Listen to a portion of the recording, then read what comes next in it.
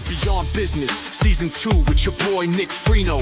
Here to share the stories that are true. From every walk of life, we're diving in deep, unpacking dreams and laughter. It's a journey we'll keep. Guests from near and far with wisdom to unfold.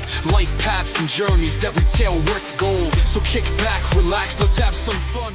Hey, thanks for joining me today on Beyond Business. I'm sitting down with someone who is, throughout the years that I've known him, he's had his hand in some fight promoting.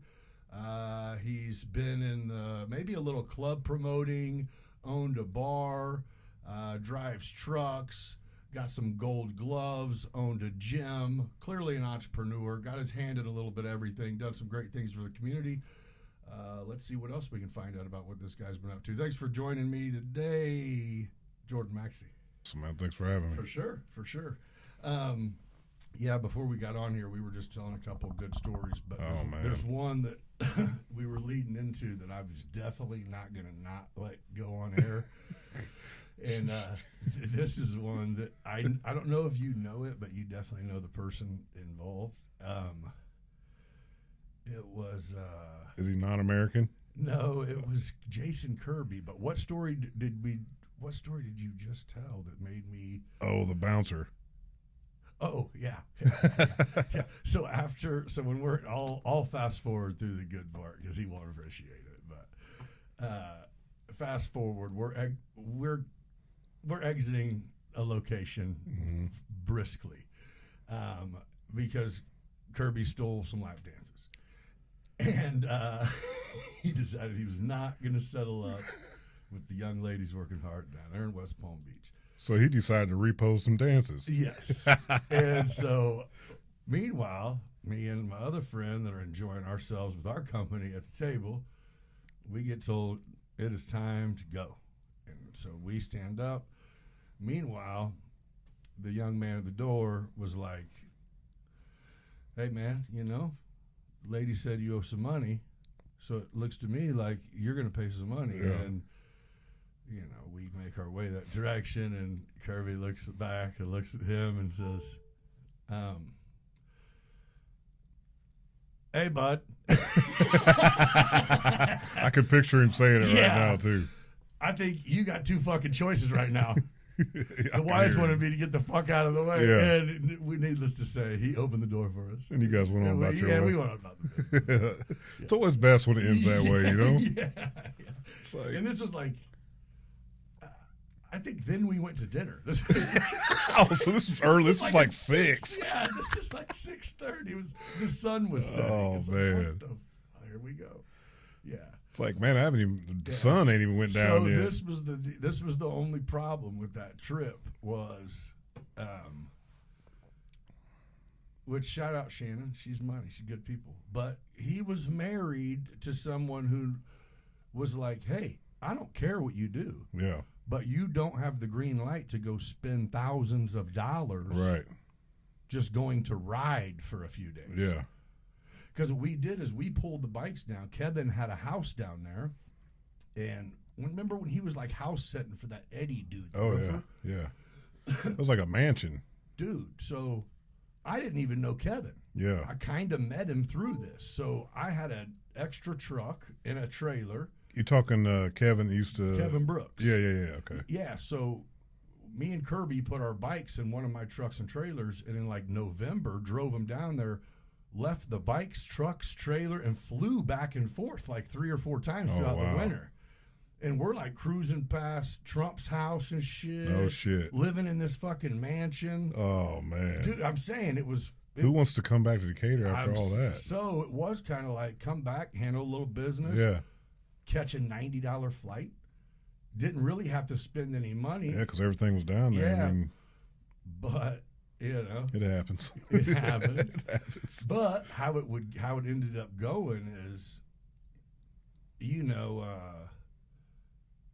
liked us, man. Yeah. So I bet. It ended up being where, by the 3rd or 4th day there, it ends up being where, you were expected to spend a lot of money, and you had a night on the house, and It's lovely. It was fucking great. Yeah, Man, that sounds like a blast. You get invited to industry night, and I've seen your guys' pictures and shit, man. There's great. people everywhere having a good time. Yeah. All the bikes lined up. We went to Miami. We sat there watching this concert. These broads were super bad. And then all of a sudden it's like, man, these are not ladies. Oh, no. Huh, no. Wonder why we hit 3 Cher songs in a row. I was like, I like Cher too, but man, we keep hitting them. Huh? Oh, man. That is not. Okay. Well, you know, the way they got these surgeries set up and stuff, bro, man. It's like, can't tell. tell anymore. Yeah, I was like, hey, let's go. Let's keep it moving. Matter of fact, does this throttle go down any further? Yeah, no, we were off. Oh, no. We were there. Oh, no. I thought you guys had them on the back of the bike or something. No. What is that rub? Hey, baby, your clutches. Yeah. So you got something in that purse or something? What's going on, man? You're awful bony. Oh, man. Did you imagine that? You just have, when she gets, whatever it was, whenever they get off of that bike, you just have to take it and run it straight into the ocean. Man, we're going to act like none of this happened. Yeah. Yep. Oh, shit. Anyway, okay. That was a twist. I wasn't expecting that story, but anyway. Yeah, that's a good way to start. Yeah, it's good. Yeah. Hey, shout out Kirby. Shout out Jason Kirby. Jason. Recovery. Yeah. He came on. He did. I seen that. He's always fun to talk to. We went to breakfast about a month ago, probably right before that last charity match I did. We ran in and grabbed a bite to eat. Well, and that's what's so crazy is there'll be times where I don't catch up, and then he's one of them that picks up where. Yeah. He's just one of them guys, you know. He had popped up not long ago, and pulled up to the house on the bike, and I'm like, who the fuck's this hot blonde on the back? And he's like, yeah, I started dating her like 2 years ago. It's like, what? Which I didn't know. But it was like, what the fuck? Yeah. Since we're talking about Kirby, I'll tell you a funny story. So when we owned Sliders there for a while, I was just looking for something to do, and Jason was coming in there, and he said, man, you got to come repo with me one time. I said, oh, yeah? I said, man, I've always kind of wanted to try that. So I jumped in there with him, and first repo, Nick. We get out there, and he said, go check the VIN on that car. So I jump out, go check the VIN. I give Jason a thumbs up, so he comes out and hooks it, right? Well, about that time, this guy comes out. He's about 240, built like a brick shit house. And, you know, I don't know the rules out here. I don't know what's going on, you know, and he comes out, and he's pissed. Yeah, you just know he's not happy. Yeah, he's not happy at all. And he comes out, no shirt. His shorts are all ripped. He's got some Timberland boots on, and he's ready to get it cracking, you know. And Jason hooks that car and pulls off and goes all the way down the street and just leaves me to deal with this dude. And I'm like, what's up? What do I do here, you know? I'm not even mad. I'm like, what's going on? This ain't got nothing to do with me. And Jason backed up, started laughing, and, oh, man, he's something else. We got some good stories, though. So, God, that guy was pissed. He got me on a random, hey, what are you doing? Let's go to Hickory River. Yeah. And was like, hey, what are you doing right now after we get done? Hey, roll with me real quick. And then nothing ended up happening. Yeah. But, I can imagine that there's I can imagine. He's got some good stories. You ever picked his brain a little bit? Well, so what was crazy is I didn't know how his work story, like his going through Wagner's and bouncing around the country before he even started. You know what I mean? I didn't know none of that shit. Yeah. So that kind of had me. I was like, oh, shit. Yeah. He's a hardworking guy. Oh, yeah. I mean, so where'd you go to school? MacArthur. And did you go to college at all? Oh, yeah. I went to Lakeland. Yeah. Okay. And you were an athlete in high school? Oh, yeah. Basketball, and mainly. Did you go play just Lakeland? Yeah, I went on a full ride. Oh, nice. And ended up getting into a little bit of trouble. What, Mattoon? Is that? Yeah. And what kind of trouble? Well, I guess we could talk. I mean, and it was in the papers anyways. You beat people up? Well, they let me on my own out there and give me an apartment, and I've never drank before and was out boozing, and We was actually over in Charleston at Eastern all night. Oh, they had like quarter draft night. Oh yeah, it was wild. I had the best time of my life over there. But we were coming back one night, and we stopped. There was a road ranger kind of in between Charleston and Mattoon on the highway. Yeah. Now, you got to picture this. I'm in my little Buick. I had a little Buick car. And what this year? This is 04. Oh, okay. Summer of 04. And I got a little red Buick car, and I've got 2 other basketball players with me. Well, I don't know if you know anything about JUCO. Yeah. But I mean, the coach might be walking down Walmart and see a big guy that looks like he can play, and he'll say, "Hey, you want a scholarship? Come play ball for me." Right. I've got this dude in my back seat. We call him Diesel. He's like 6'11", right, about 380 pounds, huge dude, right? He balls with you guys. He did, yeah. I mean, he couldn't play for shit, but he was just massive. Yeah. Just get the ball. That's right. it. And then we had another guy. He was like 6'9". He was about 40 years old. He played ball at the team. We called him Monster. It was the ugliest thing you've ever seen. Wait, he was old at the time. Oh yeah, he was 40 then. Oh, yeah. So these weren't guys. Like all the rules are off team. at junior college, bro. All the rules are off. So we're coming back, and I'm in the passenger seat, and we pull in to use the bathroom. Dude, this is crazy. And I'm 18. You know, I've never been out of my mom's house, you know. And I go to use the bathroom at the Road Ranger, and for whatever reason, the bathroom, they were cleaning or something was broke, so they said there's a porta-potty outside. So I go outside, open the porta-potty up, and there's a dude in there laying, but he's got a TV and like all kinds of stuff hanging on the thing. Oh, and I just thought he was like a homeless guy or something. I scared the shit out of me, really. And I slammed the door. I said, "Hey, I'm sorry," and shut the door. Yeah, he lived there. Yeah. Well, I go to get back in the car, and he started hollering like racial shit at me. You know, I'm not even a racial guy, like whatever. You know what I mean? But back then, I was like, what the hell? I'm in Charleston. You know what I mean? This might get real. So, you know, I of course mouthed back off to him and basically say, "Hey, don't call me that again," or whatever. And he come jumping out of that. He slammed that door open, and you fucking, you know, you guys keep messing with me, and I've never seen this guy in my life, you know. But I can imagine. You're like, you live in the shit. Yeah. So I got ticked off and went and attacked him, and hell, I ended up getting arrested that night. But you roughed him up? Oh yeah. Oh, okay. Yeah, I did, and I ended up going to the Mattoon jail. But what was he? Just he was raising money for charity. It was like the governor's son or something, and he'd been living in there for like 40 days. I'm like, now what kind of luck is that? How the hell was I supposed to know? I'm not from here. Like, been here a week. Doing something? Yeah. And then, but here's the thing. This is why it all got dropped, because the gas station witness, she heard him hollering the N-word and racial slurs at me. Oh, yeah. So, yeah. Oh, yeah, there's that part. There's that part of it, you know. And so my dad actually, when, you know, we came and went to talk to the state prosecutor and all that, and told them our side of the story and all that stuff, and they ended up dropping it. They ain't want no part of all that. But, that is nuts. So I just decided to come home and go to work, and there's that. Who the fuck raises money by living in the shit? I don't know, dude. Who does? But you know, now that I think about it, but to have your mind blown by opening up a porta-potty and seeing a little TV. Yeah, you know, going, like those little box. Yeah, I know exactly. I know exactly. Yeah, that going, and you're like, this motherfucker's got a hot pot. Yeah, in here. Like, what's he gonna? You know, I sure him shut the door. I'm like, damn, dude. Sorry. I will piss over behind this motherfucker. Exactly, man. It was. He's like, whoa, I ain't gotta be all that, bro. Calm down. Oh, dude, it blew up too. It was like made like world news. I mean, it was everywhere, all over the Eastern Illinois school papers. And so you were like immediately like, I'm screwed. You know, I'd never been in no trouble. I was like, man. Did he fight back, or would you just beat him up? No.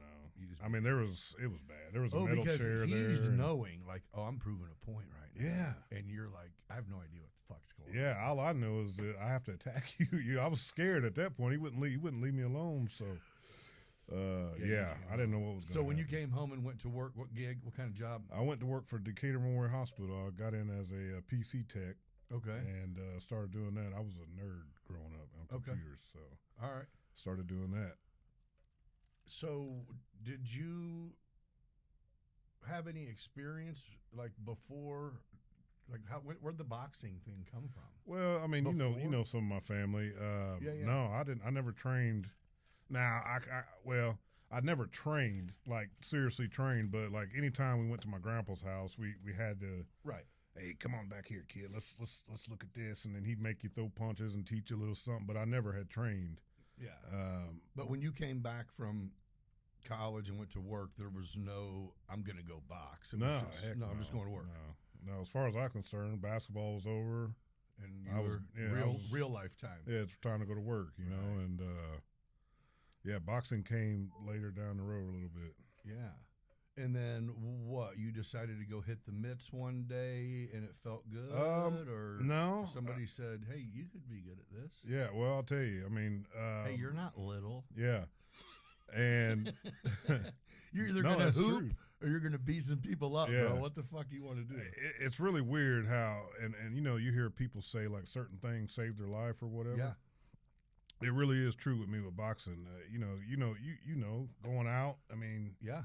People, I guess I was a halfway good-looking guy, and I always had good-looking women with me, and people didn't like that. And I was young; I wasn't even supposed to be in the bars, and drunk, and people in liquor. You know what happens out there, and people just for some, I guess my size.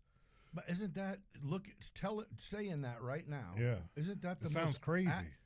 The most but backwards fucking thing in the world, but yes, it is. You're a big guy. No, you know.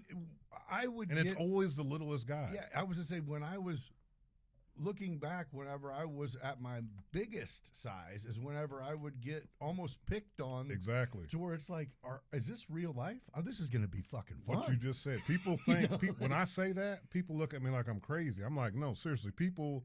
I used to go as far as like leave. Yeah, like go please, man. Yeah, I would leave. Yeah, because I'm not mad, and you're not going to get me there. Yeah. But okay. Yeah. I mean, I was raised a little bit different. I am going to give you what you're looking for in a minute, though, real quick. Yeah. So, I got in a bar fight downtown at Katz one night, and, it's a small town, so then everybody wants a piece of you when you're stepping out, Yeah. And my grandpa called me one day, and he said, "Hey, man," he said, if you like to fight like that, you need to go to Jeff DeVore's and try it out, see what you can do. So you can fight all night down there if you want." And when he called, I took him up on that. Said, "Let's train." And I went to Jeff's, and he came over to me that night, and he said, "You're going to be a world champion. I promise, day one." That's what he said. Ask him. Not lying. I get chills when I tell that story because that's the honest God truth. And that one night in that gym, it took me till 20 years later till now. Real talk. That's good. I fell in love with it that day. Yeah, that's so you haven't looked back. No. Yeah. No. That's literally all I did every day of my life up until 6-7 years ago. So what made you was there an injury? Was there something that happened that made you stop? Huh? Is that you were chasing. I mean, you were. Oh yeah, we were on the path, man. But what was it? Well, a few things. One, we made it all the way. I won the ringside world title in 2009. 2010, we went back to win it again. I lost to the Olympian in a split decision. We went to, after that, we got with Emanuel Steward, who's trained all the legends. Yeah. Who at that time, he had Vladimir Klitschko, who was reigning heavyweight champion. Yeah. We started training with him. I mean, we were on the way. Did? Oh, yeah. Oh, yeah. I mean, I've been to the strip club with him. He loves to go to the strip club after training. He will not take a shower. He goes from the gym to the strip club. This is down in Tampa, and I was on the way, man. He loved me. We were already getting my visa to go over to the Klitschko camp. We were going to have maybe 2 or 3 fights together, and he was turning me pro. I mean, we had it all mapped out, and he just fell over and croaked out of nowhere. Literally days during before. That. Yes, in the process of all this, literally like 48 hours before I'm supposed to be in Detroit to fly out to Germany. So that made just shit So that sucked. Plan fell through. The whole thing crashed. So me and my grandpa scrambled around like, well, we got to get back down in Florida and we'll just keep going. Ended up getting with Angelo Dundee. He needed somebody to spar one of his heavyweights, and we just happened to be down there. Okay. So it's really crazy. My grandpa's lady at the time was best friends with Angelo Dundee's son. Okay. This is how crazy the world actually works. And they called my grandpa and said, hey, by any chance is your grandson down here? Angelo Dundee has a heavyweight. He needs somebody to spar him. And my grandpa said, yeah, hell, we're here. And he said, man, can you be at the gym tomorrow at 3 o'clock? Or whatever the time was, I don't know. And he said, oh, absolutely, we'll be there. And we didn't know who the hell the heavyweight was, didn't care. It was like, hey, this is our last shot. Let's get some shine. And I went in there, Nick, and I put a demolition job on. This is when I'm in shape. I'm in. Do you know who it was? No. Don't matter. No, I didn't even care. I mean, I've sparred world champions. I've sparred all kinds of people. It didn't really matter. But I did a demo job on him, and Angelo fell in love with me, and he was going to take us under our wing, and everything's going good, and then he fell over. What the And that's basically when I stopped. You're just like, is something trying to tell me this yeah, ain't just my like, path? you know when people say like things just aren't meant to be. You felt that. I just felt it, and I just was like, all right, this is the end of the road. And then I've taken fights, and without any real, I don't train for real like I should have. You know what I mean? I do it just because I still love to compete. Yeah, I feel you. You know what I mean? Yeah, you love it. Yeah. But I really believe that things you can go hard. You can want something so bad. Dude, that's a hell of a story, actually. No, really, you can want something so bad. I mean, I was literally this close. Twice? This close to doing it. Twice. I mean, think about it. The guys that beat me in the amateurs, Dominic Brazil, great guy, by the way. Shout out to Dominic. He fought Anthony Joshua for the heavyweight title. Fought Deontay Wilder for the heavyweight title. He doesn't ever have to work again in his life. He's probably made $30-40 million. Right. Real deal. Guy down in St. Louis beat me, Stephen Shaw. Now, granted, he holds that one over me pretty good, whatever. But I didn't even have I was driving from here to St. Louis training twice a night, didn't have my coach. I hadn't boxed in 2 years. He beat me, but I'm just trying to tell you the level of competition that when I did lose, they were cream of the crop. I mean, he's like fighting bombs. Yeah, he just lost a fight for the first time in his whole pro career. He's like 20-1 or something. Dude, and that's a great story to beat. I mean, I could write a book, honestly. You should then. I could write a book on it. People have no idea what I've. But dude, through. That's like. Oh, I think about it every day. Like when I watch. Well, no, guys, to be that, and it's not a experience is invaluable, but just to know you were that close to getting beat up or beating someone up for a living. Yeah, I mean, and that's what you love. I mean, but how does that feel, bro? Because what? Even when you win, getting pounded. I mean, it's just like it's what exhilarating to get. I don't know. I mean, honestly, man, I never, even with the fights that I lost, I've never took a beating. Is that just a boxer talking, or are you for real? No, I mean that. I took worse ass whoopings in sparring than I have against top level talent that I was competing against. Yeah. My grandpa was. Have you ever got knocked out? No, I've never been knocked out. I've been stopped, but I've never been knocked out cold. Right. Have you ever had someone wake up later in a fight? Have I knocked people out? Yeah, in a match. Oh yeah. Yeah. I think I've got in my amateur career I had like 20 or 21 first round knockouts or something. Oh yeah, those are good. It's like 25 total out of 28 fights. It was all knockouts. How crazy would that? I mean, there's a lot of people who get knocked out, but how crazy would that be to continue your career? Well, most of the time they don't. To wake up and be like, it's a whole lot. So I like. Well, look at it like lost, this, right? It's one thing to get knocked out cold in the amateurs, right? Yeah. It's like, all right, I don't know if I really want to do this. Right. Free. I just got knocked out in front of my mom and my girlfriend for free. Yeah. But then I woke up with my girl telling me, "It's okay, babe." Yeah. What happened? What do you mean? It is. But now take that and then put yourself on, let's just say, Showtime boxing. Oh, you're done. 30,000 You might people. jump off a bridge. Well, would you? You get knocked out cold, right? But you fighting for the world title, and they're paying you $20 million to be there. Yeah, choke me. It's a little bit easier to go get knocked out again for $5 million. Fucking right. Yeah. I don't know.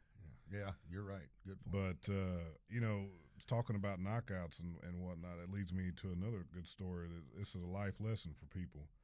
So when I went to the Nationals, I scored a vicious first round knockout. I knocked this guy. He was out for like 20 minutes in the ring.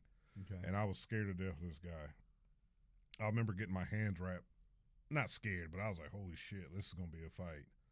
This guy was massive. He had a neck on him like this, and his head was like literally this big. Great big old guy. You weren't jarring that motherfucker. No, well, I didn't think. And I remember I was wrapping my hands, and my grandpa said, there's your boy there. And I looked back. He was from Indiana. He was the Indiana state champion.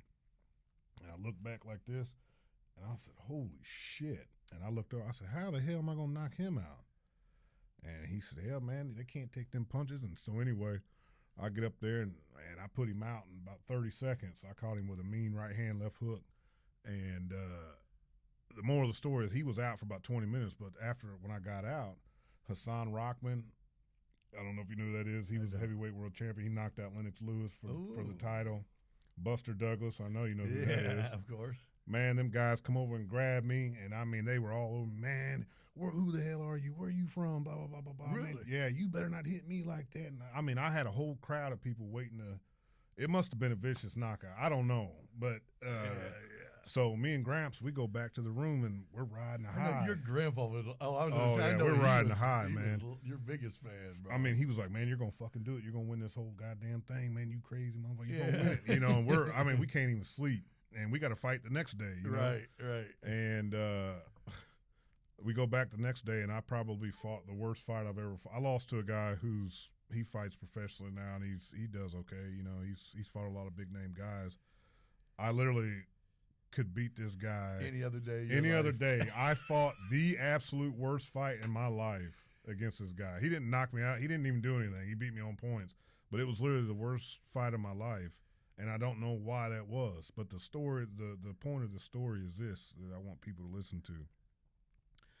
The night before, everybody is on a high. They're grabbing, taking pictures of me, 2 former world champs. The next night, I'm sitting there, I'm upset, and I'm sitting on this chair, and me and my grandpa's next to me, and we had like one of the last fights of the tournament that night. And the janitor come, and he's got one of them big push brooms. He got all the Gatorade bottles, the tape, the gauze, and all that wrapped up in that pusher. And he come over and hit it right against my boxing boot, and he said, you guys got to get out of here. The janitor coming threw dust all over my boots. And The only person who spoke to you after that event. yeah, you guys got to go. Hey, man, you either are the man or you ain't. That's it. Boxing's brutal, man. They love you when you win. If you ain't. But you ain't winning, you got to get out of the picture. On, man. It's over. So that's life, too, That's man. life. It's a lot It's of life. times, man. nobody cares. It's one side or the other. Yeah. Yeah. Yep. So that story will never leave me, man. I'll never forget that. It's train hard because every time you win, there's another fight coming. Every time. And then especially it's up to in those you world again. tournaments. Like And then it's up to you again. there is no going back and train for a week or two and then go take another one. So you decided you're done, and then the opportunity came for you to. I guess I don't know the story behind it. My assumption was you're a fighter, and you had the opportunity to open up a fighting gym, so you did so. Oh yeah, that's years down the line. Yeah. Oh. So we got in the bar business first. Okay. Yeah. I did know that. We got in the I bar did know business that. first. Yeah. I had 2 of them. Yep. And then I opened up the gym. That was a lifelong dream of mine. And the bar business was what? Just like it only made sense for something to make a moneymaker? Yeah. That's back And that when it people was. actually went out. Yeah. I don't go to the bars anymore. I neither. don't know. I don't even know what goes on. I don't know. I think that I've had a couple people, and Woody has his hand in a lot of stuff. You know, and, I mean, he's taking over. and He's like and giant. he even was like, man, it's just there's a lot of people, we had to socialize in person, and a lot of people, would we have done it differently? Maybe. I don't know. We didn't have a choice. Yeah. So, well, if we wanted to see each other on Saturday, then we popped in and seen what was going on, and had a couple cocktails, and seen where we were going next. Yeah. And, I'll tell you one thing. I know a lot of bars would not be in business if it wasn't for those machines. I think those machines are paying people's rent and paying 100%. people's bills. You're right. Yeah. And that's unfortunate because it shouldn't be like that. It was supposed to be I think, the other way around. And I think it's still probably the 30 and up crowd that is spending money. Yeah. I don't think there's the 21 to 25s that are going out and meeting. I mean, where do they go if they are? I mean, where are they at? That's what I'm saying. I don't really know. Because you can't say there's nothing to do, because it's the same thing there was with us. If you get more than 3 or 4 people together, then that's something to do. Right. I mean, we always had something to do. We'd touch tunes, man. Now you got touch tunes. You can have a good music anywhere. Yeah, we'd break out the bags, play bags for hours, Dude, but I'm just saying, anywhere where you got a bar and good music and good food. people and good food, that's pretty much. Yeah. So they just don't want to hang out, I don't think. I don't know. I think there's just too much. There's the TikTok. There's the social media is bigger than ever. But do you think people just stay at home? I think. I mean, I do you think they do, just man. really don't go? I mean, at least in this area, I don't know. I don't know. Fucking pop some pills and chill. Yeah, I mean, I just don't know what they do anymore. And maybe they do. I don't know. I haven't been out in Decatur in 5 years probably. My going out is I get off work, and I might stop in a little local tavern there, grab me a chicken sandwich or some wings. Where's local? Mount Zion. Okay. Yeah. So that's what mine is. I'll say probably weekly, or at least every other week. Thursday I'm gonna go see Joe and have a greasy winery burger. Yeah. But shout out Joe, man. Yeah, what a great guy. What a great guy, and what a great greasy burger. Yeah. But so that crowd just really never changes. No. So I don't. Yeah, that's about my extent. I don't. Again, if I was to say, let me go see what's going on Saturday night, I don't even know where I would choose. No. And the thing is, I mean, like Sliders is probably the only thing, but I don't. Every once in a while, you'll see like a band or something. Yeah. But again, I think it's a band like a band that, maybe people even older than me would go to. Right. Right. But back when we were all stepping out. I mean, we'd make it a priority. Like, hey, let's all get together. Yeah. And we'll meet here for wings and take it from there. Yeah. And I don't know. I mean, that's I don't back know when there would even be reservations at Robbie's for 15. All that. And then. Yeah. But that's kind of what I wonder is what do people do? And I don't even knock it. I just wonder. But is it because they don't want to go out, or is it because financially people just can't afford it anymore? Well, and really, we shouldn't have to wonder. We know every fucking thing they do. So whatever they're doing, we would see it. So that just means they're not doing anything. It's like, I think that's it. They're missing out on a big part of life. Yeah. Interacting with people is was key, the best, man. Yeah. You got to be able to see what people look like when they see some funny shit or do some stupid shit or to be able to roast somebody or get roasted. That's the best fucking part of life. Think of all the laughs we've had my out. God, that's what's kept me alive. Yeah. I mean, if you're not laughing, I mean, what are you even doing? That's what I'm saying. But that's it, dude. You have people that they literally can't take their kids' phones from them. Yeah. Because it's a mental health crisis. Really? They fucking do. Yeah. And I mean, I could be one half guilty of that. The only thing that I have in my defense, I keep my son active in sports. So yeah. Oh no, I'm not. I'm not. I'm not the one saying I follow the rules. I'm guilty as charged too, man. I'm one of the fucking people who create it. Seriously, I mean, I'm guilty too. I think a lot of it, I take full advantage, and I love I'm a ride the wave.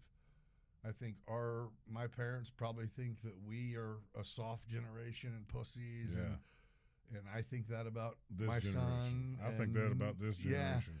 Yeah, and they're probably going to do the same. But at some point, shit's gonna hit the. Yeah, I guarantee it. And you know that saying about how eventually it trickles down to, all right, well now it gets to where the pussies are gonna have to create hard times for hard times to create hard men. 100%. So here we go. So one thing I want to give you your flowers on, so they say, is man, this is awesome facility you have here. Thank you, brother. And I think it's great what you're doing. This is beautiful. And hey, I appreciate it. I hope you kill it, dude. This is badass. Yeah, thank you. This is badass. It's kind of just been an avenue to it. Actually, there's been a lot of people. You have proven exactly my point today with that great story you just told. People that have accepted my invitation that I know, and then I come in and talk to them, and it's like, oh no, I just know what I know. Yeah, you know what I mean. I know. I know this lady as the nurse. I know this lady as the lawyer. Right. You know what I'm saying? Yeah, and absolutely. You're the boxer. But I knew more about you, but I didn't know that to that extent. But so getting to know people, and I think that's kind of been the feedback is going, oh shit, which that was kind of the idea. Yeah. But it's coming across a little bit better than even I thought. You know why is because it's not scripted. It's just let's just sit down and go. Yeah. And I don't feel like I'm great at it, but I'm okay at making people. Most people are, before they come in, are nervous. They're just like, "What are we going to talk about?" And I'm like, "I don't know. I have no idea." Yeah. Right. But that comes off as organic, and it's the best. Yeah, I don't have questions. Yeah, if nothing else, I'll go, how was your childhood? If you shake your head no, then I'll be like, all right, you got molested. Bad. Okay. Yeah. We won't talk about that. No. They might throw us off there. Yeah. You know, there are actual words that you can't say that you wouldn't think you can't say. Like what? So I'm going to give a version of it, and you're going to know what I'm saying. Like grape, like if somebody got graped. Really? Yeah. Yeah, I think I knew that one. But why? If we're talking about a story. And it's a verb that is not insulting. It's a terrible thing. But to say the actual, like, legal term is way worse. Yeah. You know, what, a sexual assault? Yeah. I mean, that sounds aggravated criminal sexual assault. That sounds horrific. That makes me think like a tool was used on you or something. Could have been. Yeah. Instead, but yeah. But anyway, yeah. So I had that conversation with someone. But you got to watch it. Yeah. So they do all kinds of stuff. Shadow ban you. It's weird. It's so weird. I think it's interesting though that Facebook was big on that. Yeah. And now all of a sudden they're like, oh wait. No, you we're can't not tell us what to do. We're not like that. Trump, we love you. We're not like that. They made us do that. Now all of a sudden you want to switch your game up. Are you so? I mean, we can go there. But I'm saying so. Everybody knows it's not a secret. No. I mean, I love MAGA, motherfucker. But, yeah, it's not a secret. But I mean, how do you think? Do you think Trump is making shit happen, or do you think now the Zuckerbergs and some people are just going, I'm falling in line. Listen, people at this point, yeah. he ain't. I don't think Trump is fucking cutting no checks, cutting no deals. I think at this point, people are just going, let's fall in line like we fucking should have 8 years ago instead of fighting a wave of wrong. They did not think Trump was ever going to win. The first time. The first time, let alone they were going to do anything they could to make sure he didn't win again. And then they did, and they backfired like a blew it. They blew it. They blew it. Like they shot them fucking selves. Yeah, they blew it. That was the end of their era right there. Oh my gosh, what a terrible decision too, man. Like, matter of fact, that almost pissed me off. Like it did piss me off. Like it made me like if that was my dad, if Biden was my dad, I'd be like, who the fuck is if they don't let this guy go to the fucking retirement or go sit on a beach somewhere and stop using him? Yeah, I mean, they throw him up there on that stage. He don't even know what's going on or nothing. He's an SNL skid, bro. Yeah. I mean, he's a human highlight reel. I is think, what he is. yeah, whenever it was almost like when they tried to smoke Trump, and then he gave that little speech about there's no room for that bullshit anywhere in the country, and then he said, "I'm not." It was like that's. I think he finally was like, What you what got me? Yeah. Oh no. Yeah. No. No, that was the end of that. And it was game on at that point. yeah, it was. Yeah, that was. But to answer your original question, I think people can say what they want about Trump, but he's such a demanding person, and you can only imagine if you were doing business with him when he comes in the room. It's like, fuck, we gotta have our game together here. And he's getting an answer. Yeah. If it's no, then we better make sure that was our answer. Yeah. You know how, like, when you get around certain people, like maybe somebody, I don't know, somebody you look up to, right? When you go in the room with them, you're not going to go in the room with them like you're going to go with me.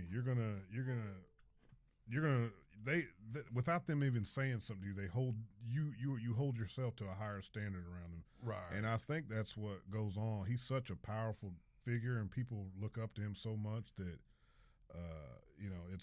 it's not going to go well for you if you try and like they have to have their shit together stepping into the conversation. Yeah, I think he makes everybody better around him. I think if you're in the room with him, I think it's a fucking great quality. Yeah. I mean, there's just some people that have that. You know? Yeah. And, I mean, if you just look at his record, I mean, and people bring up bankruptcy. Do you know how many millionaires have filed bankruptcy on Joe Blow LLC? Some shit he was fucking with over here. It was like, fuck it, let it go. I don't care. He's doing nothing, focusing on him personally, currently. Yeah. You know what I mean? He's a winner, man. Yeah. And if you go against him, you're going to lose. You're going to lose. Dude, I don't think there is any publicity to do with. I think he thinks for real that he has a calling. Yeah, I believe it. Like I don't think he believed it the first time. No, me neither. I think after when he lost, he was like, okay, shit. Motherfuckers, I lost. I'm coming. Mm-hmm. Me too. Yeah, I think he's just a winner, man. And he already won.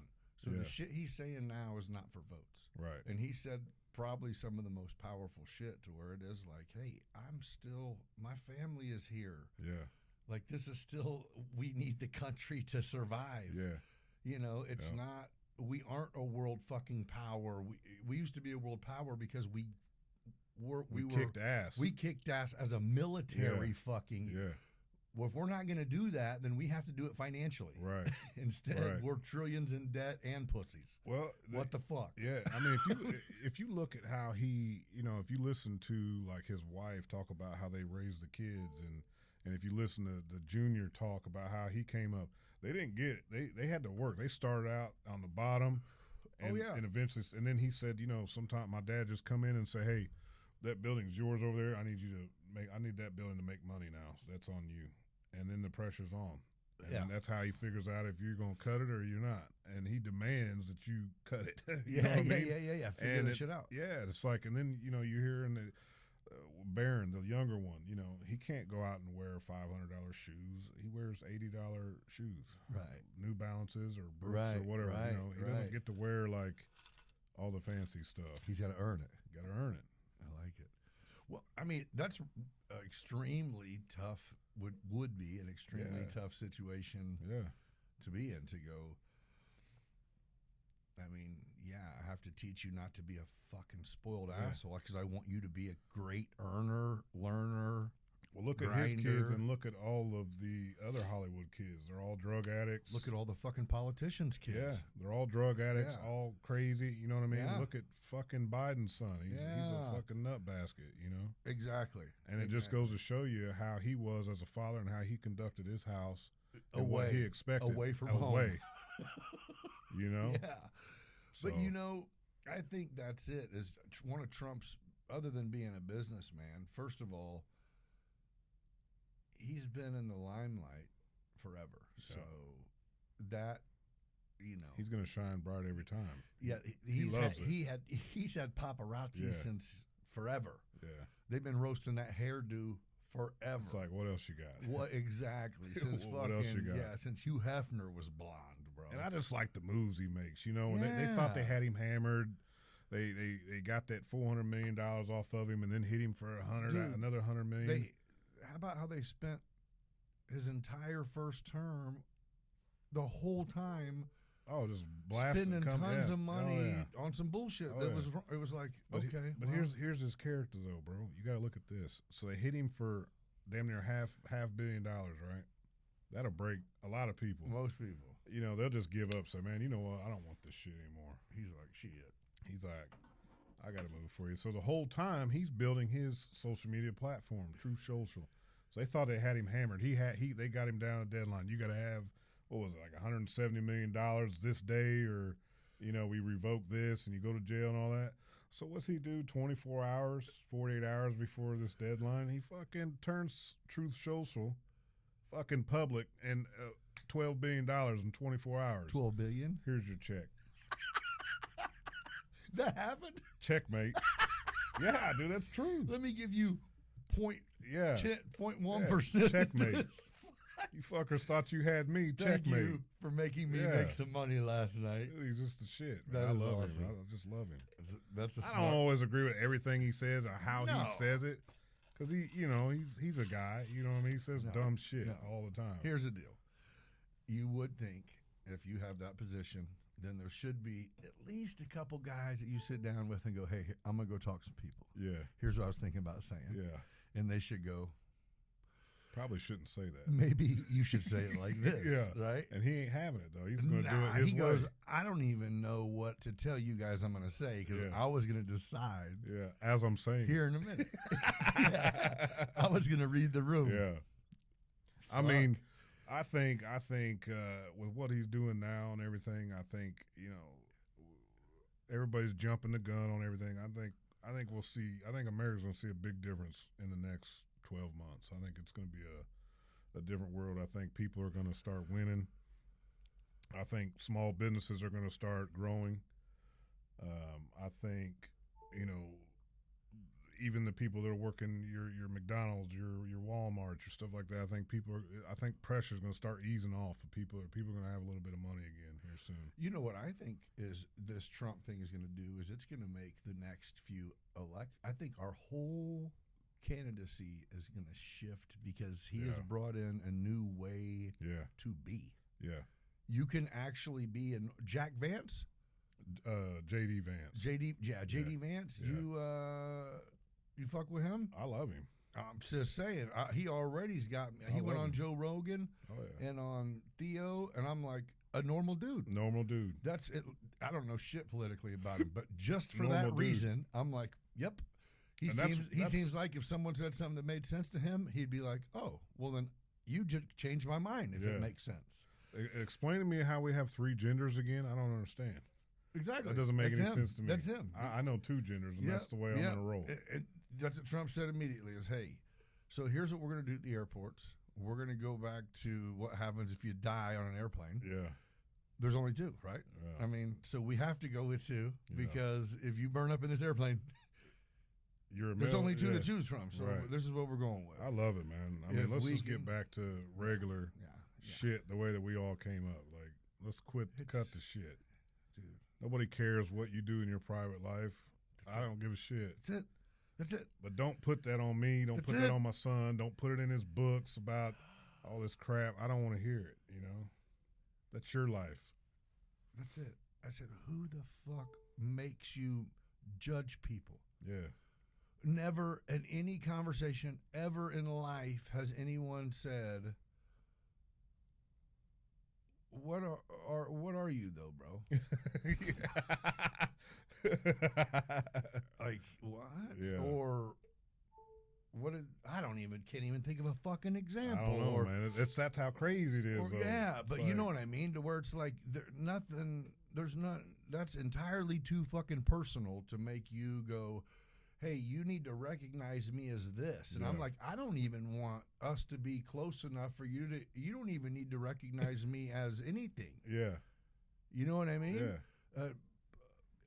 Your elder or you're a sir, I guess. Nothing. Just have a seat, man. You want a beer? Sit the fuck down. Shut up. Chill. Is that what you could do? Yeah, just sit down and chill and be normal, all right? Be cool. You know, have a yeah. If conversation. you feel like that, you have to everyone has to be in a recognize, then just don't recognize me. Yeah. I'll tell you what, you and your buddies, you guys play that game. You recognize each other. Yeah, I don't need it. Yeah. It's not that. I mean, it is. I think it's bad that if you're pushing it, it's one thing. If you really, if you're like being taught that, then. Well, that's that's the problem that they were pushing. That's what they were pushing, and that's America wasn't ready for all that crap yet, and that's mainly why they lost. All that stuff that they're pushing. That's too much, bro. It's like what are we doing here? We're paying out the ass for everything, and now you're throwing this on us too. Like, I'm not rocking with this. Like, come on. No.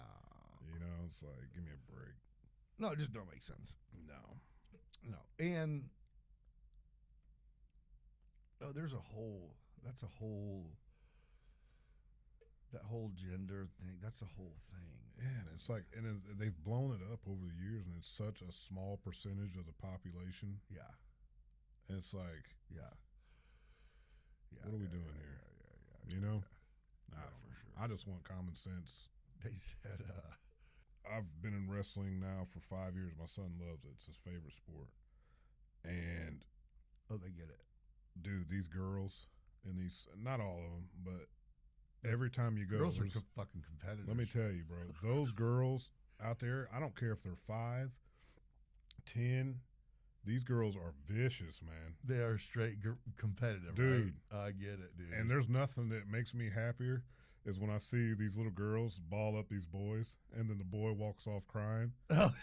Dude, it's so cool. You know what I mean? The girls riding high. And hell yeah. Could you imagine being 5, 6, 7 years old, show up to a wrestling tournament, out comes this little girl, hair in a ponytail. But she schools your ass. And she fucking dogs you. So at first you're like, I guess I probably got to go easy. Then you're like, motherfucker. Yeah. And then she actually, dude, it doesn't matter what you do. Yeah. They don't play. Tyson had one against a girl a couple weeks ago. And it was like, bro. Dude, I mean, and Tyson's a pretty good wrestler. Don't be a damn gentleman, son. And I mean, dude, she was dirty. She was headbutting. I mean, rough, scratching him. She didn't give a shit. Like, you didn't have to teach him nothing. She learned the hard way. He went for a takedown right as the whistle blown, right? And he let her go. Well, in her mind, she's like, "You just tried to take me down after whistle." She ran up and shoved him like. And he's like, "I spared you." He's like, "Oh, really? I spared you. You want to play that game?" Okay. So, but no, they are, man. They're vicious, man. It's fun to watch them. I'm going to pause for a minute to take a piss. Yeah, go ahead. All right, we're back. We're back. So what do you truck drive now? Oh, yeah. Is that what's the deal? So you got your CDL? Have you always had it, or was that something you just? No. When I got divorced and closed the gym, I didn't know what the hell I was going to do. So you went and got your CDL, and then just went and started driving for someone initially. Well, so here's how this went. I started driving for a company here. Never driven a stick in my life. So you literally went to Richland and got your? No, I didn't even do that, dude. You just I got on the wild side. Okay. You're like, I'm gonna figure this shit out. And luckily, I shot him out because he's a good guy. But Pugsley Container, Phil Pugsley, I told him I ended up going to get my permit and all that with no schooling, no nothing. I just studied for it when I got my permit. Well, you can't go take your test. You can't drive one of their trucks or nothing like that. You got to have somebody with a truck to go take your test. So Phil Pugsley gave me a job.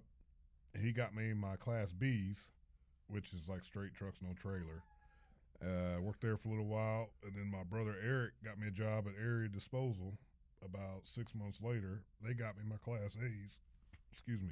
They got me my Class A's, and my entrepreneur brain's spinning. I'm looking around. I'm like, I'm not cool with $800 a week here. There's a lot of money in this. Right. So not too long after that, I went and got my own truck and knew nothing about hauling grain. Wait, what kind of, like my own semi and trailer. Yeah. I just jumped out there, dude. No idea what I was doing. Never hauled grain in my life. Semi truck. Yeah. And trailer. Fuck. You currently have it? No, I was in business for 5 years. I sold it in May, and I'm working for somebody now. So you were like, all right, now I'm just starting my own business today. Yeah. Did I did real well the first 2.5 years. Did you know what to do, or did you have to learn what to do? No, like you said. I had no idea what I was doing. Because how did you learn? Did when you I was learn working, from asking or Googling or both? When I was working, I was not hauling grain. I was doing dumpsters and taking salt up to Iowa and bringing it back and dumping it. I was not hauling grain. My brother Eric bought a truck about 6 months before I did, and he started hauling grain. And that's basically how I got going. I just said screw it and just made kind the of jump. followed suit. Yeah, and then I went off and was doing my own thing away from what he was doing. That was my first mistake. Oh, really? Yeah, trucking is it's a grimy world. Really? Yeah, it's a grimy world. It really is. Why? Well, you just have a lot of snakes out there. Oh, a lot of snakes, and you know what they'll try and do is they'll get you and they'll say, hey, we'll give you dispatch, and then we'll take 7% of your load. You're like, oh, okay, 7%, ain't no big deal. Oh, people try to get you to work for them. Contract you out. Yeah. You know, they'll let you run their load, some of their contracted loads. Right. And they'll just take 7% instead of putting their own truck on it, you know, burning up fuel and all that. All right, cool, 7%, no big deal, right? But what I had to learn was, and I learned about 6 months later, what they do is they'll take your 7%, and then when you have no idea how this grain world works or who to even talk to or what the prices really are, they'll send you and say, oh, yeah, we'll run this down to Sauget. We'll do this, we'll do that. This is what the load pays. So, for example, I'm not going to name these people, but I was taking beans or corn down to Sauget, which is right outside of St. Louis, like a mile. Yeah. And they were giving me 23 cents a bushel. There's a few nice gentlemen's clubs in Sauget. Yeah, there is.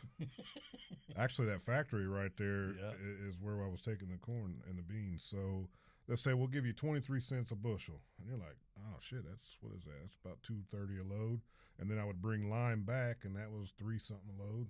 And you're like, shit, that's cool. I'll do that.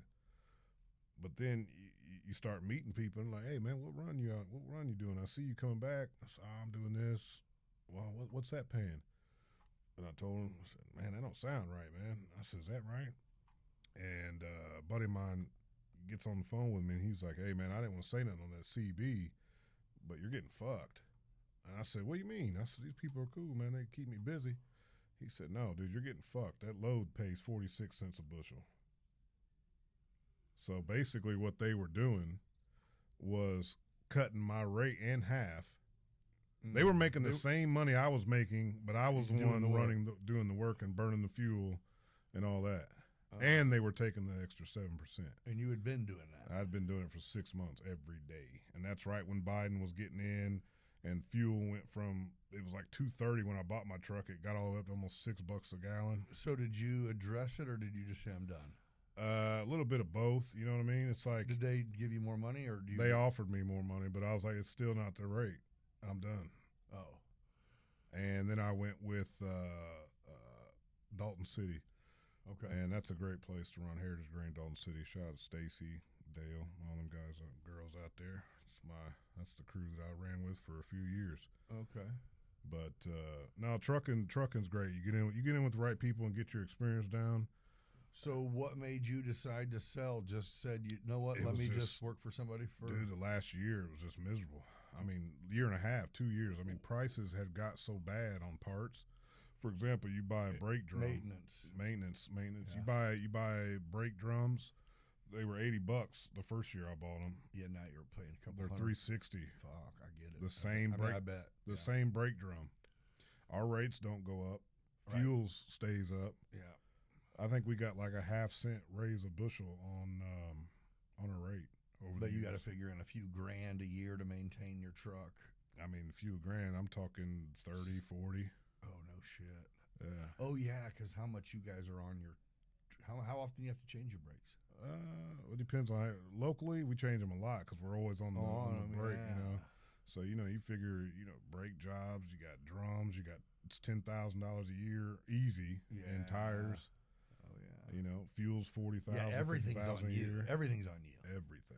Yeah. If that truck's not moving, you're losing just lost, money, and you just whatever lost. it costs to keep it moving is on you. Exactly. Yeah. So And it just got, the last year was just terrible. It was just a bad year for me. Right. And ended up meeting a farmer who, his name's Kevin Dawson. He actually owns a gin mill. Great guy. And he brought me on with his farming crew for harvest. Okay. And I almost pulled out of it to where I was like, okay, I'm back. You know what I mean? Get some breathing room. I was just dumping money in the truck, dude. It was just a night. Dude, it was the worst time of my life. Literally. I couldn't sleep. All I was thinking about, I was like, fuck, I hope the truck does all right tomorrow. Like, fuck, what else could go wrong? I mean, it was just a nightmare. And ended up having a great harvest, and then my engine blew. So that's $40,000 overhaul. And it just got to a point, Nick, where it was like, I think I've exhausted, like. Do I dig a hole and I was bury already, this yeah, it was son of just a like, bitch? I think I've exhausted myself and others, you know what I mean? It's just like, it was just time to get rid of it. Is that what you did? That's what I did. And started working for Hutchins, and what a great dude. Really? Yeah. So I'm normally not a person that does well working for other people. I've always been doing something on my own. I've always been in business for myself. Or something to say if you have someone good to work for, there's something to say for that. No, he is. He's awesome, man. And I've been with him since May. And you drive? Yeah, every day. Oh, so same thing. You just get someone else to take care of them tires. Well, the thing is he does a little bit different. He does a lot of rock and sand, and you know, like when you see the crews out tearing up the roads and stuff, we do a lot of that stuff. And I mean, he's got a million things. That dude's got shit going on all over the place. And not to pry too deep, but sort of you like, it's just a normal job. I'm an hourly dude, or is it like, no, I'm still by the load, I'm a driver? I'm hourly, but in my mind, I always look after.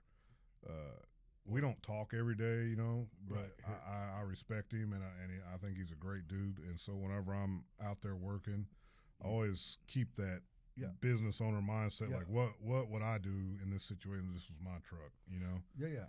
And I think he appreciates that, you know. I'm sure that's what makes you more valuable because you've been there. Yeah. You know.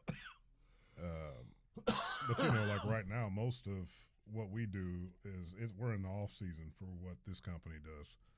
And, you know, Greg's basically taking an ass kicking right now because he's got me and two other guys hauling grain just to keep us busy. Right. You know, he's going into it knowing he's going to lose money, but it's right around the corner. Yeah, he wants to look after his guys, and you know that's commendable. You know, so yeah, 'tis the season for a few trades for that. Yeah.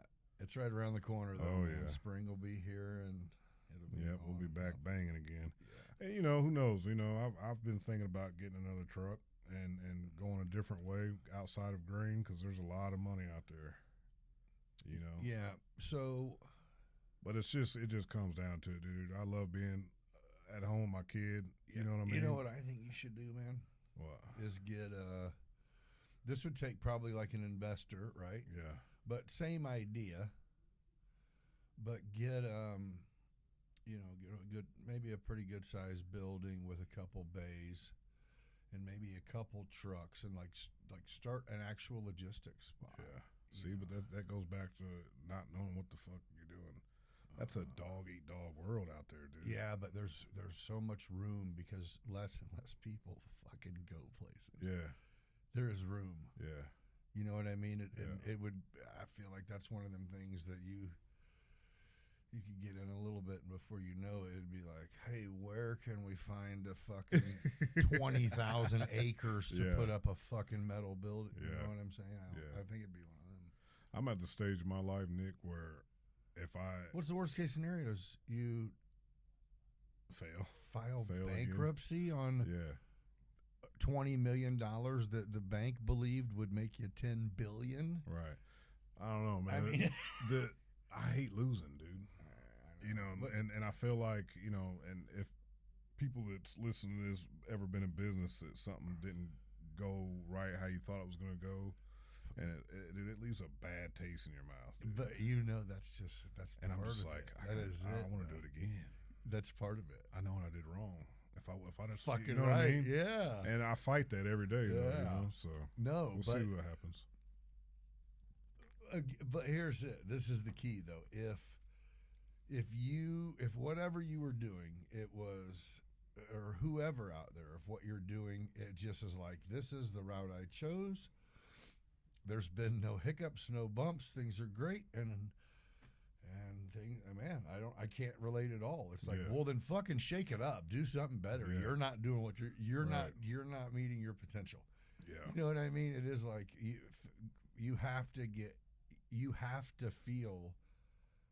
to have those car rides where you're going, what the fuck is wrong with me? What am I doing? Like how, you know, I was this close to being rich and now I'm fucking broke. Or Dude, I've been there so many times. And it's just like one of these times it's gonna fucking stick. I just know it, you know. And I just feel like sometimes you just gotta fucking, maybe life ain't done teaching you a couple lessons to prepare you to get to that. I next believe level. this, that there are people who are, and not to get, I don't know, okay, but there's like certain people who are like chosen ones, right? I don't know exactly what for, but chosen for, you know, to do,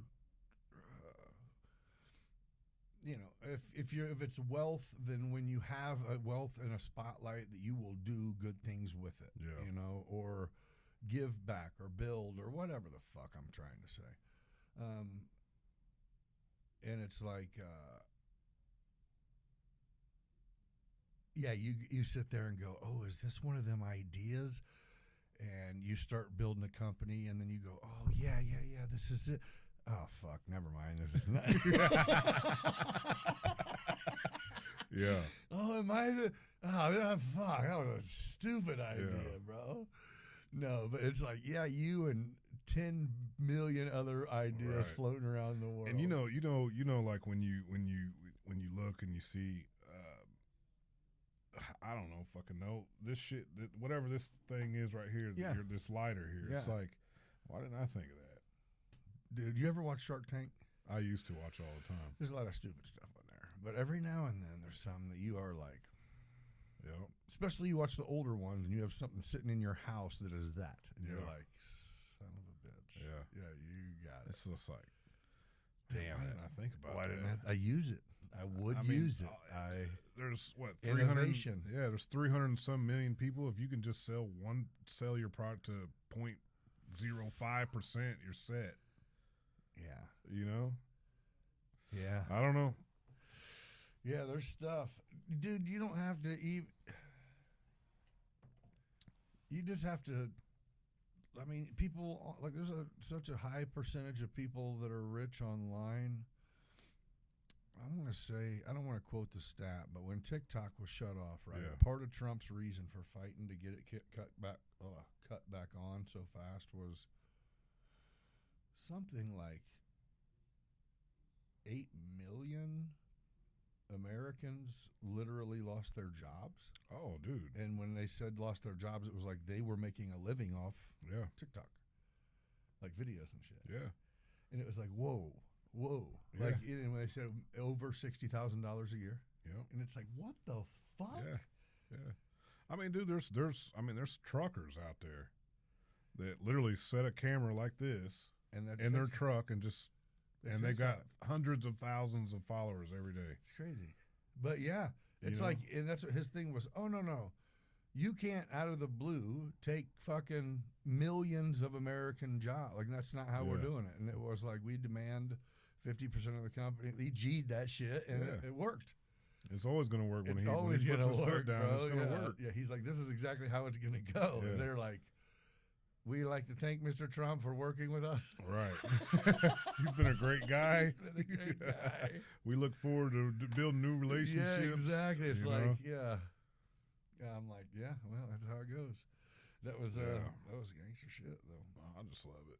But it was, again, it was like, hey, fucking good point. I mean, all you fucking Trump haters that were crying on fucking Facebook about, I can't believe my TikTok's gone. Yeah. But, I mean, do you know what I'm saying, though? Like, what we were just talking about, like, you get, like, right here. You're so close to, you go into something with a vision and everything happens except the 1-2 little things. Yeah. And then it's over all of a sudden. Yeah. In the blink of an eye, like 2 years can go by. Yeah. And you're like, what the fuck just happened? Yeah. And you fought. You just fought, and it's over. It's over. And then I just feel like life sometimes, it's not, you're not done. Maybe you're not ready yet. The universe or whatever the hell it could be, is saying, maybe you're just not ready yet. Let's go teach you a couple more life lessons. And so you, in your world or your brain, you're always have your eyes open to see what maybe could be the next thing. Oh, dude, every day. I mean, is that for Every real? day, Like dude. everything could be an Every day. opportunity you're supposed to pay attention Every to? day. Every day. I got a buddy of mine. I mean, is there anything sometimes you bite on and go, surely this isn't what the fuck I'm supposed to be paying attention to? dude, You're like too often. when I got my truck, my semi, I'm heading home from Wisconsin in a You're semi. like, I'm this like, is what the fuck? Was this not it? Is this what I just did? Lord. I had no feel idea. You, I did not feel you with me I had at no all idea during what the that fuck I was transaction. doing. I just was driving down the road in the semi. I was like, fuck, now what? Was this real? I'd never in a million years pictured me in a semi, dude. Never. There's a moneymaker. It was. I mean, you can The first thing I definitely do it. thought is I was like, hey, no, there's no other vehicle you can buy to make money. No. Dude, it affects me to this day. I put money in my regular truck, and I'm just like, why? Yeah, no shit. Why am I putting fuel in here? This makes me no money today. For real. Yeah. I look at stuff way different. Yeah.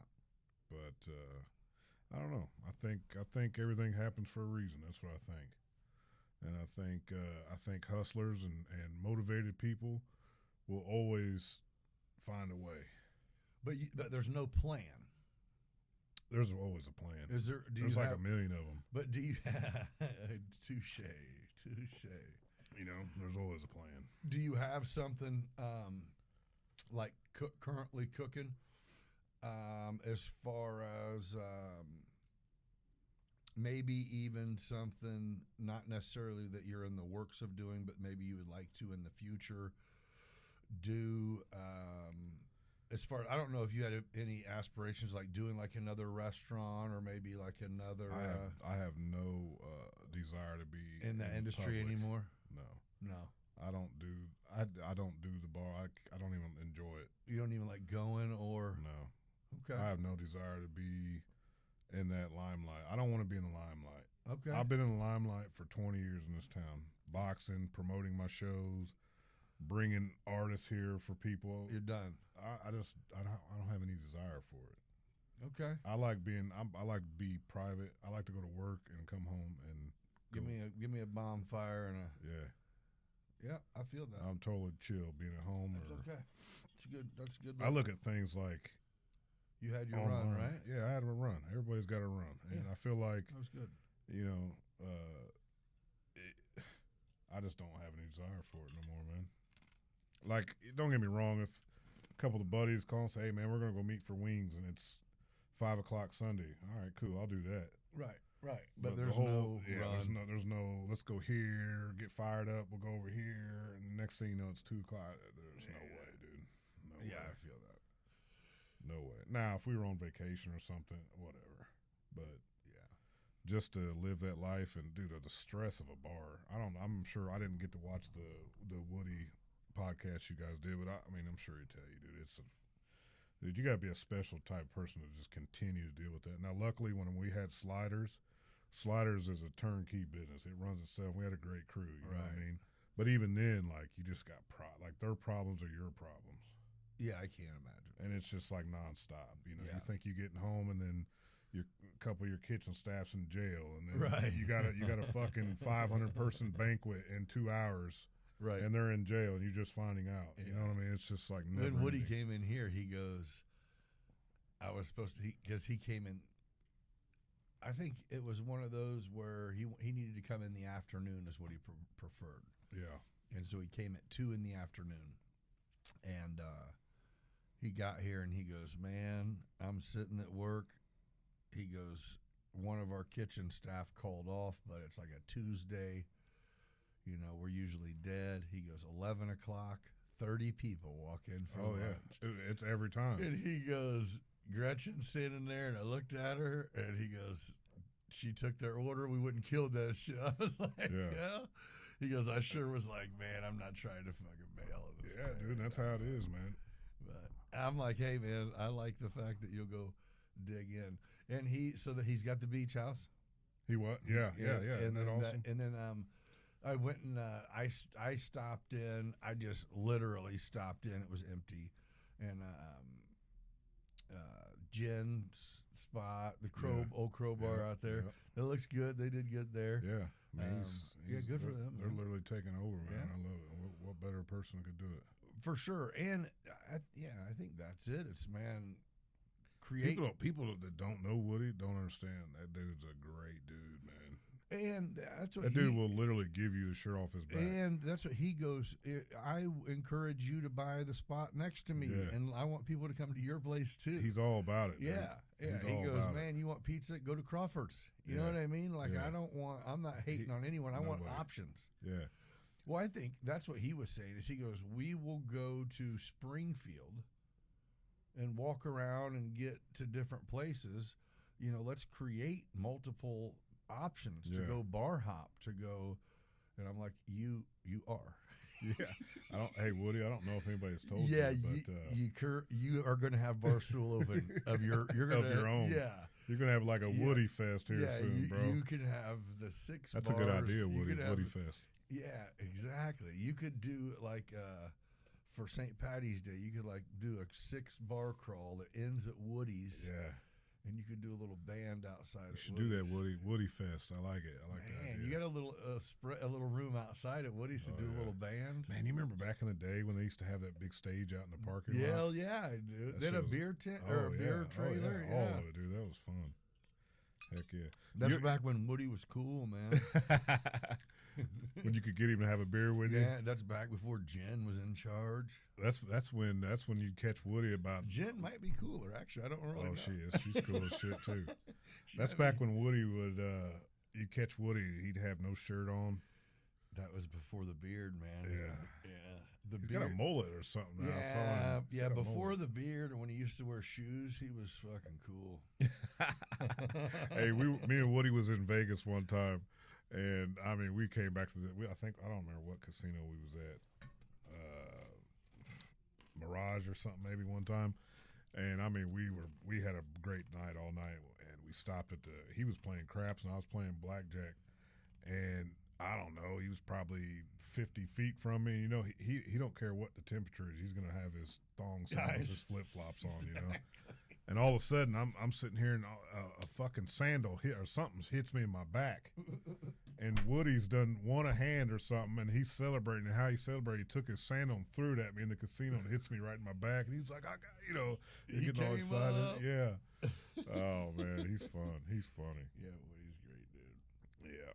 But smart dude too, man. Oh yeah. I got him to go there for a minute. He started breaking it down. Whenever I think that's what we were talking about is why I think the only thing that he lost out of COVID was that BC Wings. Brent took a stab at. My mom was running that for him. Yeah, and she loved it being there. Then how the price of wings went fucking crazy. Dude. I think when he broke that shit down, and I'm like, people don't understand, bro. And I don't either. He's like, so literally, $1.50 wing night, someone is paying you to come in and hopefully have a beer that we can make 3% off. Yes. Of. I mean, here's the thing, Woody. He has that shit. I'm not in the business anymore, so he has it down there percentage. Woody's got that shit down to a science, man. Yeah. What about? Are you into the AI stuff? Oh yeah. See, I think that's the next wave, and it's like, man, where do you get in at with that? Where do you get in? Like, what kind of software can you get developed that fucking? What kind of software would your company like? What is it, Aerial Elite, right? Yeah, and so I already utilize I feel like what I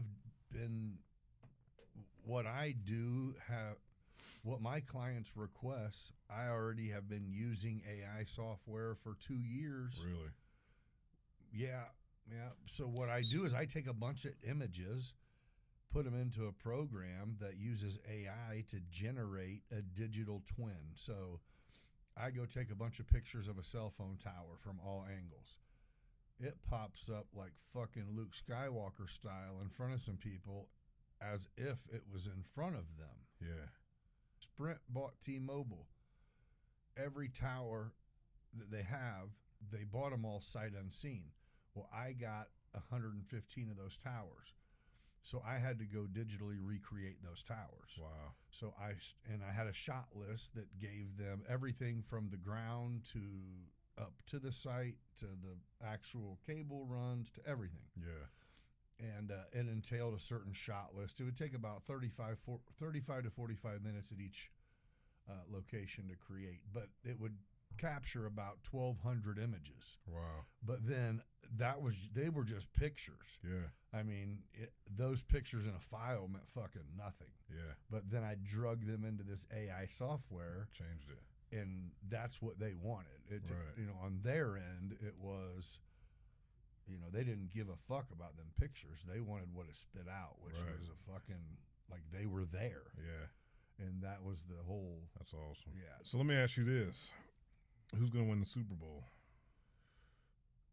Bro, I'm a dick rider, man. Yeah. Yeah, I started doing that That's all a right. couple years ago. It happens. Go Chiefs, bro. Fuck it. All right. I'm rolling with Philly, man. I like Hurts.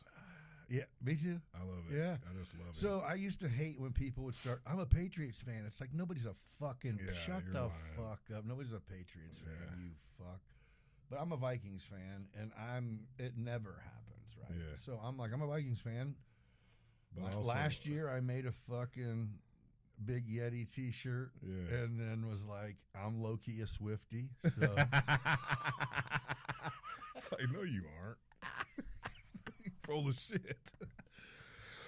no, so I'm like, yeah, let's go, man. Fuck. Yeah. Hey, but you know what? It's like, how crazy is it that, I mean, Brady's he's GOAT. But, man, it didn't fucking take long for someone to come along to be setting some Oh, yeah. fucking amazing. But, dude, that's life. It's like So quick, dude. quick. Yeah, Big Mac, Sammy Sosa, Barry Bonds. Boom. Yep. Right away. Right away. Whoa. Michael Jordan, then you got Kobe, Thought then you that got baseball LeBron. card was going to be worth a lot. No, fuck nah. you. Right. Nah. You know, that's Before life. that, though, Roger Maris had that shit for fucking 30 years. Yeah, but for sure. You're right. This fast pace It's now, fast, babe. man. We're on the fast track. Yes. So, remember, how old are you? 30? 39. Okay, so whenever you was 19, if you had $1 million, he was rich, right? Yeah. I mean, for sure. Back then, for sure. Yeah, if someone cut you a check and said you don't have any, I don't know if you are aware what taxes are, my friend, but you don't have to pay any. Here's $1 million. Here's $1 million in cash. It's yours. You're like, I'm rich. Yeah. Now, Yeah. I'd be like, what can I do to how can try to stay afloat for some years? I'd be thinking, How can I try to make how some can I money? turn it? If I've got one, how do I get to 10? And then when I get to 10, I want to get to 100. How? Yeah. You know? Yeah, $1 million's a good way to start something. Yeah. I mean, you definitely have a You fair definitely shot to ain't do rich. something. No, fuck no. No, Isn't that fucked up? no. Yeah. Isn't that fucked up, though? The value of money, it's that, though. Yeah. I mean, you could literally blow $1 million in St. in an Teresa, hour. whenever I was a kid, was $2,000 a year. Now it's $8,000. Wow. I don't even know how people would afford that. But I'm just saying, it's like that's the cost But of. that's the level that we're at. That is. It's That's just the new norm. Gas was 99 cents. Now, if it's under $4, we're like, fuck yeah. Right. Yeah. That's the new norm. But yeah, I mean, I think if somebody had $1 million to start, it'd be. Oh, that's great. You, Yeah. You got But a I fair just shot. mean, the value of if someone, I think it used to be if you had $1 million bucks, might then get you were a excited. millionaire. Yeah, you might get excited. Yeah. Now it'd be like you'd almost be scared to have It it. would almost be like, hey, congratulations, dude, make good moves. Yeah.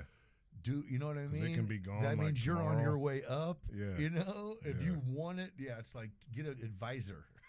Like now, today, you know. You need to spend like $800. That's Yeah.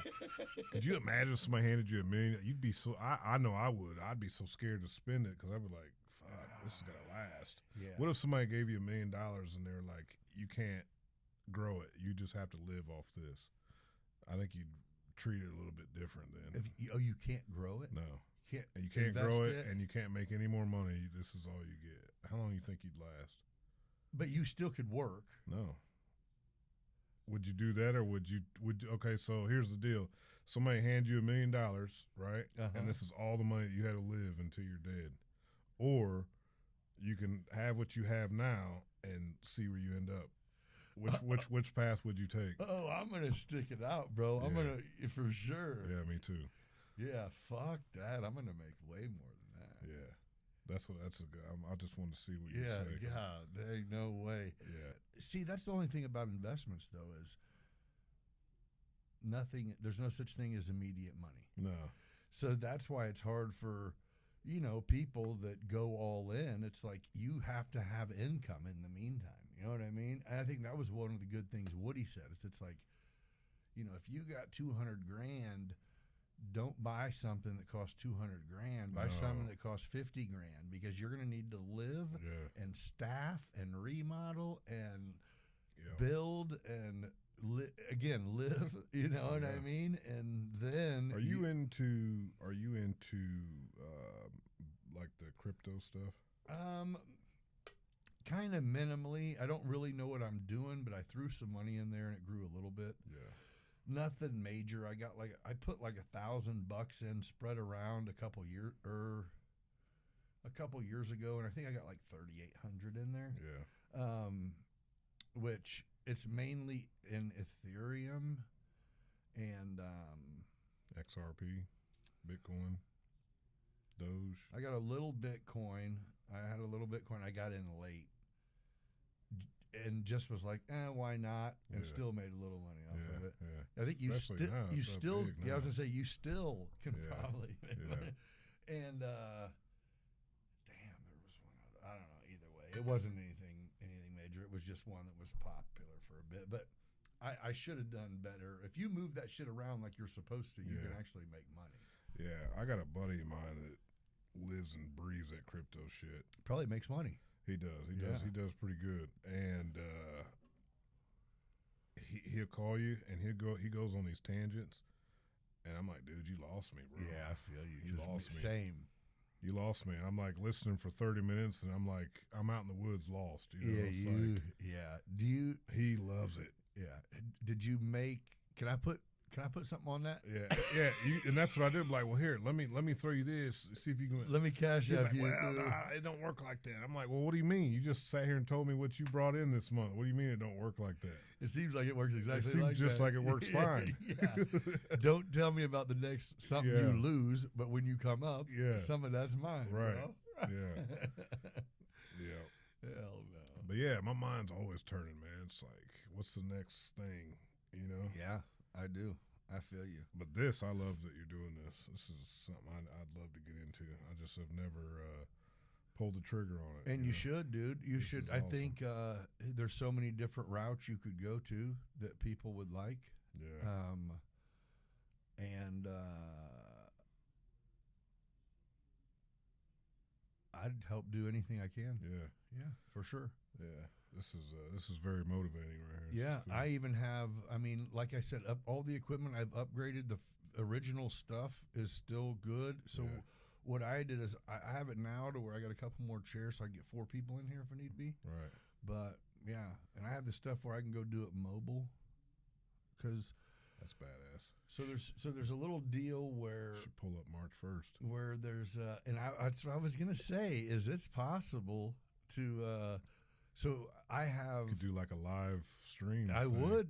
So here's the deal. Do you know Taylor Dietz? Yeah, he owns the Taylor Made and lawn care stuff. And then he also owns that family home and patio, the hot tub place. Okay, I don't know him personally, but I know of him. Yeah. He hit me up and he wants to do this like small business like kind of literally an entrepreneurs live podcast where people can throw topics out, and we'll have local business owners and entrepreneurs like come sit with us and have people, and we kick around ideas. You probably would be a great person to come sit with us, like at place, a back of a bar somewhere, at a pizza joint, at a cigar shop, and we'll just take questions from people live. Cool would that be? And we'll all have our headphones and mics. Yeah. And I have a mobile spot, and you know what I'm saying? And he fed me the idea, and I was like, let's do it, bro. That's a great idea. So, I love it. So Taylor, that's a great idea. Yeah. And I think that's it, is he goes,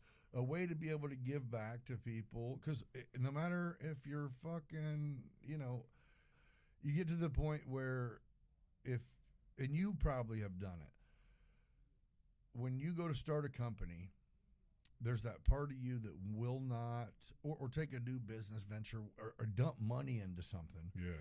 There's that part of you that won't ask questions because that's equivalent to admitting that your business plan isn't fail-proof. Right. Or that you might not have the perfect idea, and it's like, no, the truth is there's no such thing as a fail-proof business plan, and you should ask people. And you know what I mean? You should reach out. So that's what Taylor's like, maybe if we gave people a platform to tell stories about how we failed and should have asked or went, okay, so I did this for 3 years and lost money, finally talked to some other professionals, then it turned around. Yeah. You might inspire, or you know what I mean. And that's 100% true. In any industry, too. You don't have to be in the same... No, it could be anything. Anything. You don't have... Yeah, exactly. You've dealt with people. You've dealt with the government. You've dealt with bankers. You've dealt with... You know what I'm saying? It doesn't matter. It's just situations. So, yeah, I thought it was a pretty cool idea. And, I love it. And since I'm sure we'll get Woody involved, I'll probably encourage him to let us up one of his fucking dozen places now. Surely we can use that patio there, Woody. Yeah, sliders. I'm just saying, bro. I mean, hello. Yeah, we'll throw a logo in the corner or something, bro. I mean, we'll buy a bucket of beer, fuck. If we have to. Yeah. I mean, unless, I mean, we will. But. Well, dude, it's been fun to sit down here and kick it with you. We've been going for a good time, hour and a half, hour 45. It's been fun. Well, thanks for coming in, man. I know there's actually, I originally like to treat it like most people we were talking to kind of would watch it because they know you or I. Yeah. And that's not necessarily been the case. So I think you've definitely been someone who's been fun to hear some stories from. Yeah. College basketball player to getting the Dukes, and that, I'm telling you, that story gave me chills about how close you were to. I got a million. I could literally write a book on that. Yeah, but I can just the relatability of just feeling like you can taste the place you're supposed to be, and then feeling like maybe not. And it's happened to me a million times in my life already. Yeah, like right there. But yeah, March 1st. That is. Oh yeah, we're definitely not done talking. Forgot. Hold on. You want to talk about this real fast? Yeah, definitely. I want you to talk about it real quick. March 1st, Aaron Wilder Bay. Where's this taking place at? At the Decatur Conference Center. Yes. This fight here, as far as the local stuff goes, Okay. This might shatter me and Patrick Riley's record. This has every opportunity to do it. Oh, really? Yeah, it's going to be big. It's going to be big. So what brought this on? He called you out? Yeah. I think he thinks. I seen him call you out, but I thought you were just kind of like, come on, young man. I was. I didn't take him serious because he jokes around with me I've known him for 15 years, and he's always, when nobody else around, he's like, oh man, I wouldn't never do that. Right. But I think because I've got older, he knows I don't train really no more. He thinks I might have lost a little bit. And it's like, I think I did. Do you think you have? Well, yeah. I wouldn't want to go. Yeah. Hell yeah. I wouldn't want to go. I'm 40. Human. Yeah. I wouldn't want to go messing around with no 23-year-old guy that's hungry and had the same goals I had 15 years ago. Yeah. But, locally, I'm all right. You're like, I'll fuck him up. I'll do my Jake Paul thing. I'll fight all of you.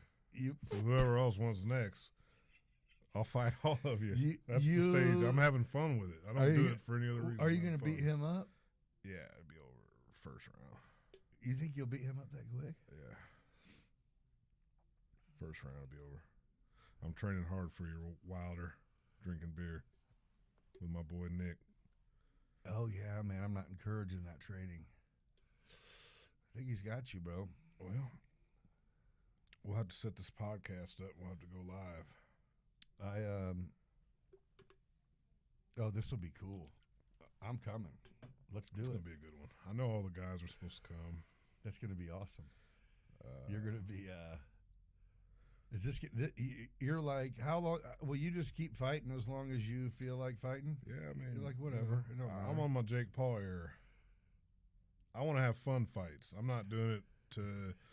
Yeah, you're pro like boxer. Yeah, there's nothing's on the line. I just want to let's be competitive. Let's throw some hands and give people something to see. Yeah, this town loves boxing. You know that, don't you?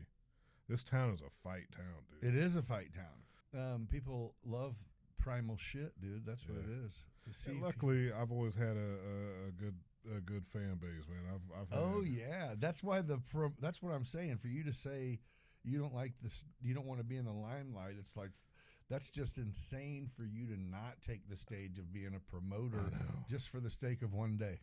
I know. We got to make a couple videos, make a couple commercials, and show up one day and give everyone a high five. You ain't got to fight. Is that selfish for me to say I don't want to be in the limelight, but yet I'm still boxing? I crave to hear that crowd one more time. That's why I do it. No, it's not selfish. I just want to hear my music, and I want to hear that crowd one more time. It ain't even about like I don't get nervous anymore. Or, I don't even care about the fight. I just want to hear the crowd, and I just want to all the thoughts and all the feelings. And even though it doesn't even mean anything, I could go out there and get knocked out in 12 seconds. Maybe that's. It's just. It's a feeling it's that hunger, bro. It's that athlete. You're I don't know. I just like to compete. I know what you mean. I just like competitive. Maybe I don't know. And I know. You know what I like? I know exactly what you mean. I like to look out and see people having a good time. Hell yeah! And I just love it. Entertaining. Yeah. I like to look out there and see people together again, supporting you. Yeah, or supporting him, each other. Yeah, I love to see people together in an environment having a great time. Yeah. You know. Well, especially this event is going to be. This is going to be. There's insane. It's not like. It's absolutely no dramatic crowd. No, it's not like you know what I'm saying. It's going to be people are going there. This is entertainment. To be entertained. Yes, for sure. Yeah. You know, however it may go, they want to. Yeah, they want to be entertained, and that's what I'm going to do. Bro, he ain't one of these fucking big girls you can dance around, bro. You better fucking step your game up. That's what he tells me. He said, you're going to run out of gas. I'm like, Aaron, you do realize I'm going to make that ring feel real small to you real fast, don't you? Get ready, bro. It's not what it looks like on the outside of them ropes, buddy. But anyway, man, thank you for having me. Yeah, man, it's been a pleasure, dude. This has been fun. It's been fun. Yeah. All right, well. Thank you guys, and we'll catch you on the next one. Be kind to each other. Till then, see ya. Take care. Yeah. Hey, you remember that one time? We ain't live. We ain't going. No. You remember that one time when we was sitting there at Lock, Stock, and that guy comes over and he goes, "This is my guys, favorite story. It's the best story ever." He goes, "Hey, you guys get out of here." And we looked at each other and he goes, "No, I don't think so. Nah, we're not going in. It's all right." That dude that was like before. Was that like that was before everybody left? Was that like before even bouncer days or no? They were. That was before we like because for a while I even bounced. Oh yeah, it was before that. That was before. Yeah. That's when we was just a little wild looking for bullshit. Yeah, like you can go ahead and fucking try your luck, kid. Yeah. Think about how you want this to go. This ain't gonna go well for you. Have some fun with laughs and insights. We're just getting begun. Beyond Business, where the stories flow. Life's a crazy ride, come on, let's go. From the ups and the downs, we'll laugh and we'll learn. With host Nick Freno, it's your turn to discern. Beyond Business, take a seat, take a chance. Let's explore the past, come join the dance. Beyond Business, where the stories flow. Life's a crazy ride, come on, let's go. From the ups and the downs, we'll laugh and we'll learn. With host Nick Freno, it's your turn to discern. Beyond Business, take a seat, take a chance. Let's explore the past, come join the dance.